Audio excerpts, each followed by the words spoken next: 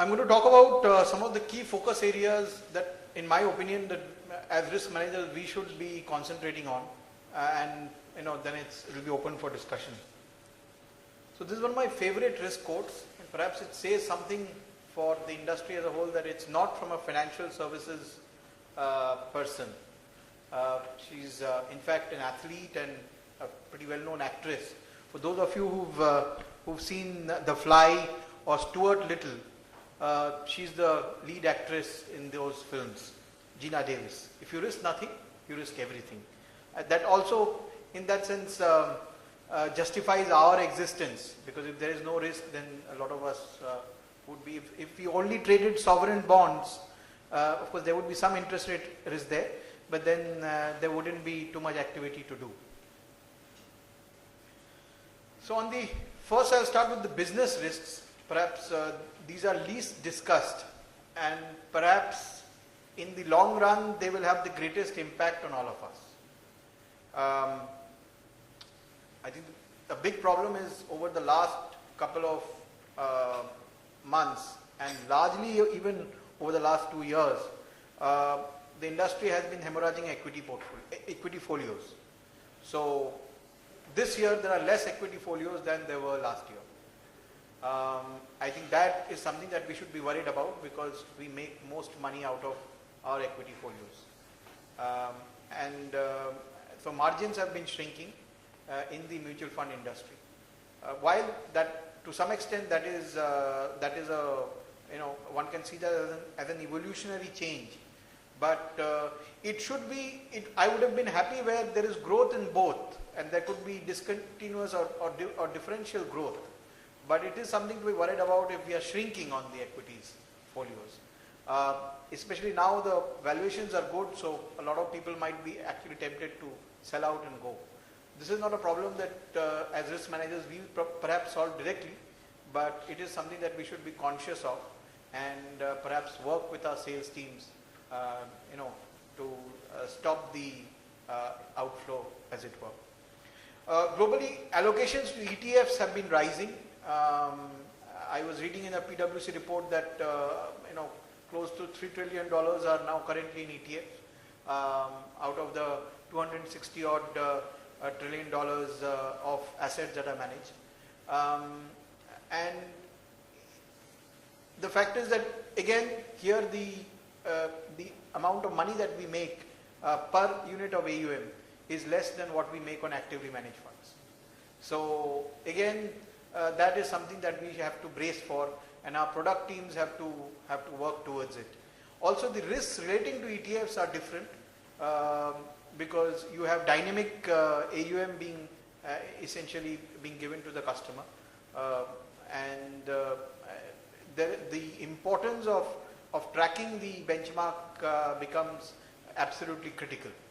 So whereas in the case of an actively managed fund, you can go off the benchmark for some time, in an ETF you will be damaging the whole raison d'etre, the reason for existence of the product, if you don't, if you deviate from the underlying. And in fact, in ETFs there is also the whole smart, what is called now smart beta in the industry jargon that has come up, which is ETFs with a theme. So index providers are coming out with new themes, and like a growth theme or a particular kind of set of companies, let's say new technology startups, and then you essentially invest into that theme, and you see where it goes. The SEBI's, it was discussed in the morning, SEBI's new capital norms, which essentially mean that AMCs now would require 50 crores of capital to be invested, and also the minimum investment norms in each fund, which is 1% of the fund of 50 lakhs, whichever is more, require more capital to be contributed by AMCs, and perhaps there will be a certain amount of consolidation in the industry because of that. So whether you're a big player or a small player, you need to be ready to take the right decision when you find a good opportunity to either sell or buy. And I hope as risk managers we are involved in that decision in terms of the cost and benefits and appraisal of the new firm that might join us or vice versa. So, a lot of mergers and acquisitions don't go well because they're not always thought through, especially the human aspects of it. So that is something that the industry has to prepare for. Geographical penetration remains low.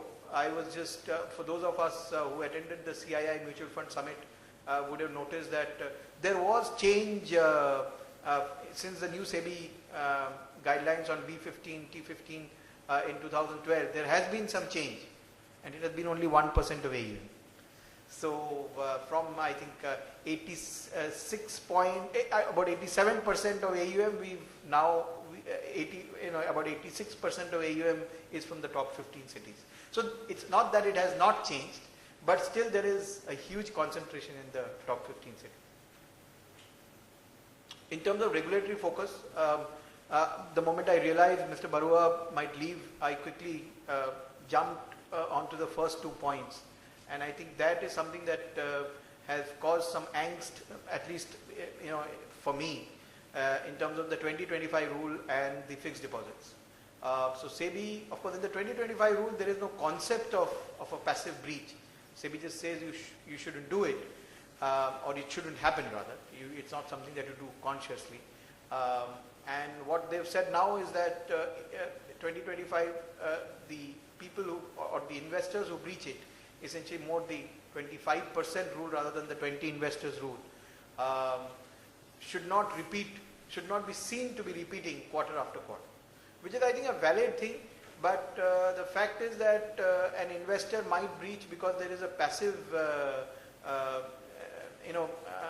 change. Essentially another large investor or a set of other large investors move out, and without there being any fault of the investor, he suddenly finds himself again breaching the 25% limit. And imagine the plight of the sales team, which hankers him for money for months. He finally pays you, and then because somebody else has moved out, you tell him, sorry sir, I think you need to go now. And these are mostly corporate clients, and they have asset allocations which are already set. So it's not that you can take their funds from one scheme to another. They look for another scheme of the same type with perhaps a competitor who has a larger AUM. So this could be a little unfair on the investor, and that's something that we need to be careful about. On the fixed deposits, I think while SEBI is absolutely well justified in saying that we shouldn't be fixed deposit shouldn't become a standard investment, because that's something the investor could do. We don't justify our management fees or our existence. In fact, we can't charge management fees if we invest in fixed deposits. But we don't justify our existence if we manage his fund through fixed deposits. So point is taken. But again, if there is an outflow of funds, the fund manager has to take a decision on what pays him best, on what he gets the best yields. And if fixed deposits that are currently there for temporary deployment gives him the best yields for the next 3 months, then he should be allowed to carry it in the interest of the investor. If he's forced to break fixed deposits first, then it could actually penalize the investor, because the guy who's going out goes out with a good AUM, with a good NAV. The people who stay back then get hit with a penal interest rate that the bank will charge on. Not only will you not get interest for the rest of the period, but you get a very low rate of interest for the period till which the fixed deposit was kept. We have friends from the banking industry who must be quite happy about this. But in terms of, at least their treasuries would be happy about this, but it doesn't, it's not in the best interest of the investors of AMCs. There's been a lot of focus that SEBI has done in terms of proxy voting disclosures. The 24th March circular talks about both AUM related disclosures in terms of the breakup into top 15, B15, institutional investors, etc. And the proxy voting disclosure that one needs to make. So earlier, whereas we only had to disclose, where we vote, now we have to also disclose why we didn't vote or abstain or voted for or against. So I think now the pressure is on us to explain why we didn't take any action. Reliance Capital Asset Management has been very positive here. We have, as per the disclosures that are or data compiled by some of the proxy voting agencies like InGovern, we have one of the best track records in terms of voting at various AGMs, and our partners Deutsche Bank have helped us in this initiative.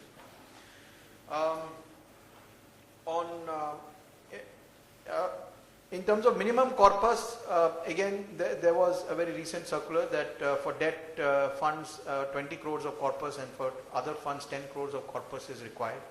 I think this is again positive that a minimum corpus is required for diversification, and also it doesn't become a PMS scheme in disguise.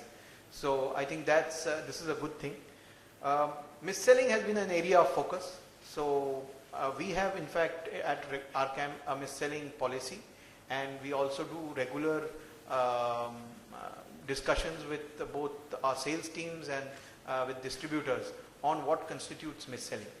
So we drive home the fact that sales literature has to be approved by compliance, and only sales literature that is approved by RCAM should be used by our distributors for our products. The importance of understanding what the customer requires. So the new investment advisor regulations, I think it's regulation 16 and 17, in a very detailed manner give out what SEBI's expectations are from distributors. So though when they are not independent financial advisors, they are not technically covered by those regulations, because they are paid by the mutual fund and not paid by or the product generators and not by the investor. But it would be good if both risk managers and distributors take a look at those regulations and try and implement it with, or sensitize their distributors and sales teams to what those regulations require. As Mr. Barua also said, now SEBI treats mis-selling as a fraudulent market practice, and hence it could actually become very dangerous if we get caught in that. SEBI also defines mis-selling, which is right, in a very open-ended manner. So it is obviously not giving all the information, giving false information, and given the kind of, especially for large AMCs, the kind of distribution network we have, it is difficult to control, and hence there needs to be a lot of focus on it. FATCA is a new area which has been worrying AMCs as also other financial intermediaries, now SEBI has come out with some very cursory guidelines on registering with the US Internal Revenue Service website, which has been made for FATCA registration. This also entails that you will have to find out whether any of your investors are what is called US Indicia or Indicia, I have no idea how that is pronounced. But essentially that means that whether they have any connection with the US, and there are certain parameters that are given that they would have to follow. There is a heightened focus on conflict of interest. In August 2013, SEBI came out with regulations on conflict of interest between the various activities of the mutual fund. For example, you could have, of the AMC, sorry, like you could have, of course, the mutual fund, PMS transactions, any advice that they are providing to other FIIs or any other funds. And, for example, at RCAM, we've had to put in place a conflict of interest policy. The important thing is that here that no investor should be put to a disadvantage, that information relating to one business or the information that is used in one business for investment decisions should not be used in another business. That is something that we follow. So our PMS and mutual fund businesses are absolutely separate with separate analysts, trading teams and operations teams. Some of the other areas, we have new instruments like interest rate futures. I didn't raise it with Mr. Barua now, but perhaps one area which needs to be looked at is our proper guidelines around interest rate futures. Like when we buy interest rate futures or when we sell interest rate futures, what are the position limits that we can take? Of course, we will not take any naked positions, but when you sell interest rate futures, essentially you are hedging your existing bond portfolio. Do you need the exact bond which the interest rate future is on, or would it be duration hedging? So questions like that are perhaps left to interpretation, and we need something that is more definite. I'd like to hear what people are doing around this table. For example, we took the stand that this is duration hedging, and for buying interest rate futures, again we said that essentially you should have cash. So question is whether you take 100% of the cash, you take 80% of the cash, do you provide for a haircut? So Shabina and I can see her smiling, have had a lot of discussion and soul searching around this, after which we put in place certain internal guidelines and got it approved by our board. And I would love to hear what other asset managers are doing. On market risk management, this is an area that had largely remained voluntary for AMCs, given the voluntary nature of the risk management guidelines, especially with relation to market risk. And as he said that they were published in 2003, so I think there is a need for revision. The other thing that I think should keep risk managers awake at night, and definitely worries me sometimes, is essentially whether I can forecast risk. So that's perhaps the most important part of risk management, is whether I know. My constant fear is I shouldn't be caught off guard when something happens, or rather, as they say, sleeping on the job. So I have been trying to put in place ways to be able to detect when a company's financial position is deteriorating, whether it relates to its quarterly financial positions, ratio analysis, stuff that is available on Bloomberg. For example, Bloomberg publishes a synthetic credit default swap spread, and we've been looking at that essentially to know if there is something wrong with the issuer. Problem is, on the debt side, a lot of issuers are actually not listed, so you don't really have quarterly financial data for them. In fact, Aparna is going to talk about operational risk management, so I'll just gloss through this particular presentation. A key area of risk for the MC is a lot of our activities are actually outsourced. So we have to control operations which are not in our control, and hence SLAs are important. It's important to measure and audit what our partners like custodians, fund accountants and RTAs are doing. There is an industry issue, and that's more that will be sorted out with the banking industry, is that there are I am aware that there are a lot of instructions which go via email. That really is a huge area of risk for the whole industry. Those of you who deal with public sector banks, both redemptions and transfers, and I'm not sure how you manage this, but if an Excel goes, imagine it can be tampered, it can be changed, and nobody will really know who did it. There is perhaps some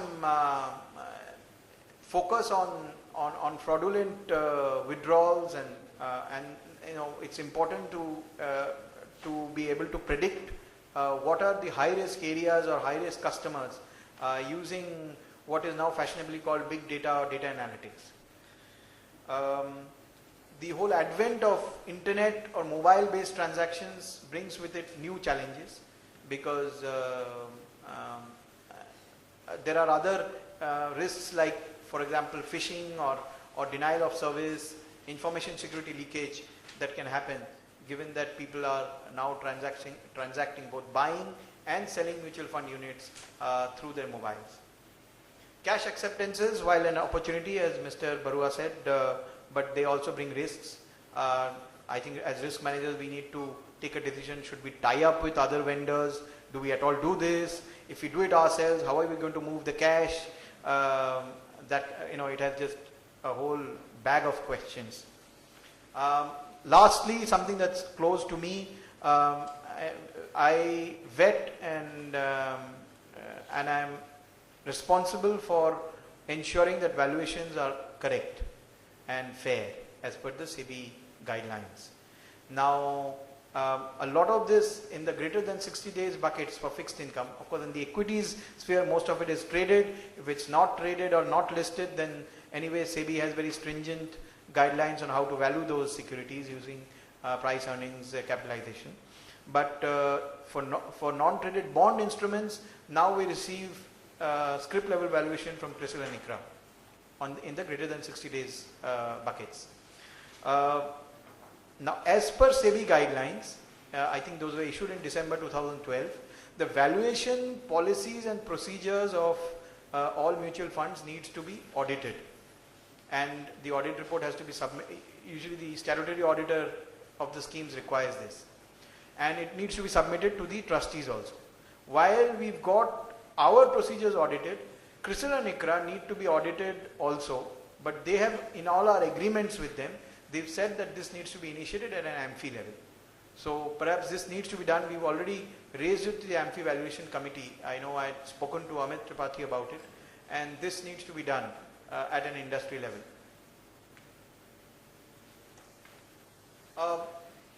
A little bit of self-promotion, since I've got the opportunity. At Reliance, we place a lot of importance on risk management. We have an enterprise risk framework, and I chair the investment and valuation committees of Arcan. We also have a relationship with MSCI Bara, which is one of the world's leading risk management analytics system, and we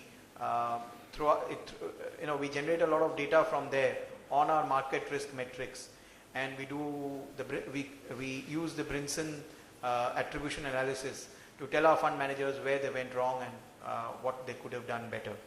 So this is a bit of an independent validation of what the fund manager is doing or saying, my reports go to both the CEO and to other key functionaries who are interested. I'll probably not talk about the operational risk any further. As a vision for risk managers and risk management, I think I'd like to talk about BlackRock and Aladdin. BlackRock manages $4.1 trillion of its own assets. That's trillion as in trillion. Not only, and that would have made most risk managers swell with pride. But apart from that, as the slide shows, BlackRock also manages or throws up risk analysis for another $11 trillion of assets globally. So their risk management department is a huge business by itself.